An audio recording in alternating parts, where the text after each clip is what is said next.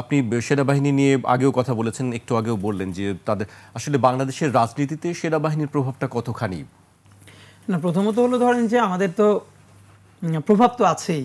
এখন এই প্রভাবটা কতখানি দৃশ্যমান আর কতখানি দৃশ্যমান নয়। তো ব্যাপার হলো আমাদের একটা দীর্ঘ লড়াই যেটা হওয়া দরকার, যে আমাদের সেনাবাহিনীর মধ্যে এই মনস্তত্ত্বটা যদি আস্তে আস্তে সেট করা যায়, সময় লাগবে। যে রাজনীতিটা মূলত জনগণই করবেন, আর্মি অফিসিয়ালসরা করবেন না। বা ধরেন আপনি যদি পাকিস্তানে যতখানি, ধরেন আমি আপনাকে দুটো বলি, ভারতের তো অনেক ব্যাপার নিয়ে আমরা কথা বলি। ভারতের দুটো জিনিস যেটা আমাদের শিখবার আছে সেটা অনেকে বলে না। প্রথমত হলো ভারতের মানুষের দেশত্ববোধ, তাদের দেশপ্রেম মানে অভূতপূর্ব। আমার মনে আছে 11-12 সনের দিকে মমতা ব্যানার্জি ঢাকায় এসেছিল একটা প্রোগ্রামে, সে শহীদ মিনারে যাবে ফুল দিতে। সে বলে ইন্ডিয়ার একটা ব্র্যান্ডের গাড়ি সেটা ম্যানেজ করিয়েছে যে আমি এখান থেকে ওই গাড়িতেই যাব, অন্য কোনো গাড়ি যাব না, এবং সে গাড়ির দাম কম। আপনি ভাবেন একটা জায়গা ইন্ডিয়ার মানুষের দেশ, মানে তার দেশের প্রশ্নে সে বলেছে গঙ্গার এক ফোঁটা জল বাংলাদেশে দিব না। তার জায়গা থেকে তো সে ঠিক বলেছে, মানে তার মানুষের জন্য। কিন্তু আমাদের দেশ থেকে আমরা সে চিন্তা করতে পারি? আর একটা হলো ইন্ডিয়ার শত ঝামেলার মধ্যেও তার ইনস্টিটিউশনগুলো একটু একটু গ্রো করেছে, যে জন্য মোদি পপুলিস্ট পলিটিক্স করে সে ভোট বাগাতে পারছে, কিন্তু সে কিন্তু দিনের ভোট রাতে করতে পারছে না। এইটা কিন্তু খেয়াল করবার। পাশে পাকিস্তানের সমস্যাটা দেখেন, একটা গভর্নমেন্ট, একটা ইলেক্টেড গভর্নমেন্ট, সে তার পুরো টেনিউরটা শেষ করতে পারছে না। এখন সেনাবাহিনী হস্তক্ষেপ করলে একটা দেশের ইমেজ কিভাবে দাঁড়ায় সেটা তো আমরা পাকিস্তান থেকেই দেখতে পারি। পাকিস্তান যে সেনাবাহিনী এত বেশি হস্তক্ষেপ করছে, তাতে কি পাকিস্তানের পলিটিক্স বা অন্যান্য কিছু আসলে ভালো হয়েছে? ভালো তো হয় নাই। তা আমাদের এখানে যেটা, সেনাবাহিনীর সাথে ক্যান্টনমেন্টগুলোর সাথে সিভিলিয়ানদের একটা দুর্দান্ত ভালোবাসার সম্পর্ক গড়ে তোলা দরকার। এইটা না যে সেনাবাহিনীকে মানুষের শত্রু রূপে দাঁড় করানো। কারণ দেশের জন্য লড়লে the first line of defence তো সেনাবাহিনী, তারাই লড়বে। তো তাদেরকেও ওই আস্থার জায়গায় রাখা। কিন্তু মুশকিলটা হলো আমাদের দেশে, এটা তো সত্য কথা, শুধু তো কোনো বাহিনীকে বলে লাভ নাই। সেই ধরেন আমরা বললাম কি যে সেনাবাহিনী বা অন্যান্য কোনো বাহিনী যাদের নামই বলি তারা দেশ বিক্রি করে দিবে, বা এই ব্যাপারে রাজনীতিবিদরা কি দেশ বিক্রি করে দেয় না? এই দেশ তো বিক্রি যতবার হয়েছে তা তো অলমোস্ট রাজনীতিবিদদের হাত ধরেই হয়েছে। আমরা চক্ষু বন্ধ করে শহীদ প্রেসিডেন্ট জিয়াউর রহমানের মতো আর কয়জন স্টেটমেন্ট পেয়েছি যে পুরো জাতি চক্ষু বন্ধ করে তার সততা এবং দেশপ্রেমের ব্যাপারে ঐক্যবদ্ধ থাকবে? আমরা তো পারি নাই।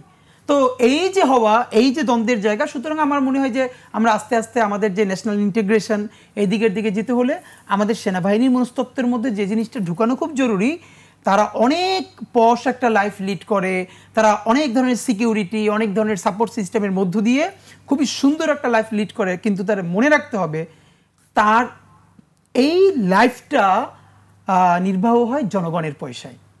মানে সে যে কয় টাকা রাষ্ট্রে ট্যাক্স দেয় সেই টাকায় কিন্তু তার এত সুন্দর লাইফ হয় না। সুতরাং তার সমস্ত দায়বদ্ধতা মোরালি জনগণের প্রতি থাকতে হবে, যাকে সে তার লাইফে অ্যাক্সেস দিতে পারে না, ভ্যানওয়ালা, সবজিওয়ালা, কৃষক, রিক্সাওয়ালা, মজুর, কিন্তু তার পয়সায়, তার ভ্যাটের পয়সায় আমাদের সেনাবাহিনীর সুন্দর জীবন হয়। এটা সেটা আমরা সম্মানও করি। তা আমার মনে হয় তাদের মনস্তত্ত্ব এটা একদিন আসবে। মানে সেনাবাহিনীর পুরো প্যাটার্নটা যদি এরকম হতো তাহলে জুলাইতে সেনাবাহিনী জনতার সাথে দাঁড়াইতে পারতো না। এইটা আমাদের কথা।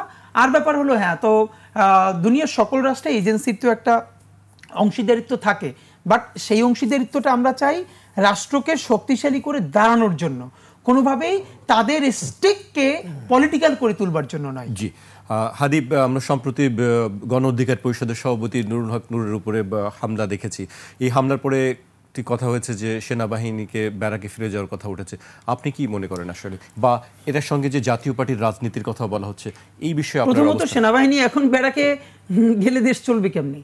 মানে ধরেন পুলিশ তো ফাংশনালি না, এখন পর্যন্ত পুলিশের কনফিডেন্স ফিরে আসে না। ফিরে আসতো কখন?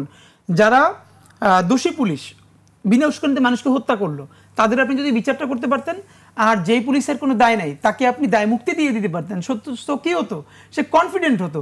এখন প্রত্যেক পুলিশে মনে করে এখন মামলা হয়েছে 1000 জনের নামে, এই কয়জনের বিচার হইলে তারপর ধরবে আমারে, তারপর ধরবে আমারে। সুতরাং কেউ নিজের সিকিউর ফিল করতেছে না, নাম্বার 1।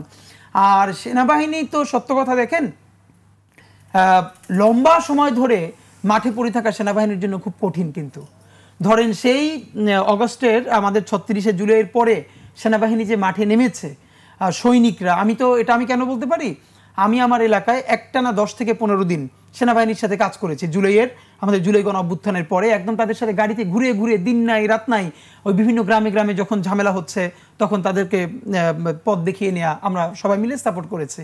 তো সত্যি কথা বলতে তো তাদের দিন রাত বলতে কিছু নাই।